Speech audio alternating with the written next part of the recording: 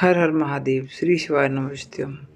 इस बार हमारे पूज्य गुरुजी प्रदीप मिश्रा जी का कहना है कि हमें जो 26 फरवरी शिवरात्रि जो आ रही है, उसमें हमें कैसे अपनी मनोकामना पूर्ण करने के लिए क्या-क्या उपाय करना होगा। तो हम आइए जानते हैं कि हमें क्या-क्या करना चाहिए। ये सब गुरुजी प्रदीप मिश्रा जी ने बताया है।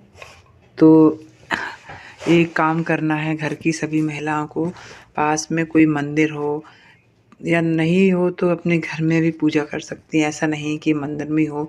तो सबसे पहले कनेर के 5 फूल पूजा में लेने चाहिए और 5 सफ़ेद कलर के फूल लेने चाहिए और चंदन, रोली और साथ में चावल के कुछ दाने, मतलब चावल कोई भी टूटा हुआ नहीं होना चाहिए। उसको लेके हमें थाली में अच्छे से लगा लेना है और फिर पूजा के लिए मंदिर में जाओ या घर में कहीं भी आप, वैसे मंदिर में जाओगे तो ज़्यादा अच्छा रहेगा, क्योंकि मंदिर में अच्छे से मतलब पूजा हो जाती है। तो हम ये पूजा का टाइम मतलब अगर सुबह में हो जाए तो अच्छा है, वैसे आप शाम को भी कर सकते हैं, क्योंकि शिवरात्रि का महापर्व तो रात्रि में ही मनाया जाता है। इसलिए आप हो सके तो पूजा को शाम के टाइम में भी कर सकते हैं, जैसा जिस पे मतलब सुविधा लगे। अगर सुबह कर सकें तो सुबह। तो सबसे पहले हमें तांबे के लोटे में जो जल लेना है, उसको शिव जी को उस पानी से नहलाना है और उसमें थोड़ा-सा जो चंदन जो रोली बोला था ना, उसमें डाल लेना है पानी के अंदर और उसके ऊपर हमें चढ़ाना है।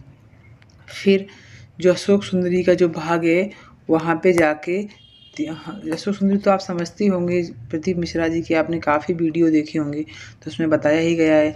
तो जहाँ पे उन्होंने बताया ना, वहाँ आपको सब जगह वहाँ से जो पानी बचेगा ना, थोड़ा-थोड़ा सब पे डाल देना है।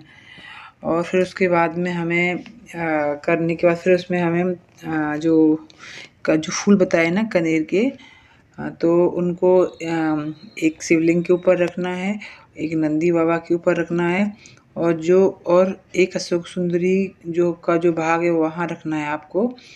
और एक जब हम मंदिर में प्रवेश करेंगे तो उस मंदिर के बाहर दरवाजे की तरफ रखना है।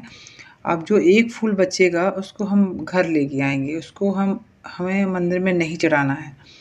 फिर उसके बाद में जो व्हाइट वाला फूल था, सफ़ेद वाले फूल, उनको भी ऐसे ही करना है सेम, जैसे पीले वाले के साथ किया। एक शिवलिंग के ऊपर, एक नंदी बाबा के ऊपर और 2 अशोक सुंदरी वाले भाग में चढ़ा देना है।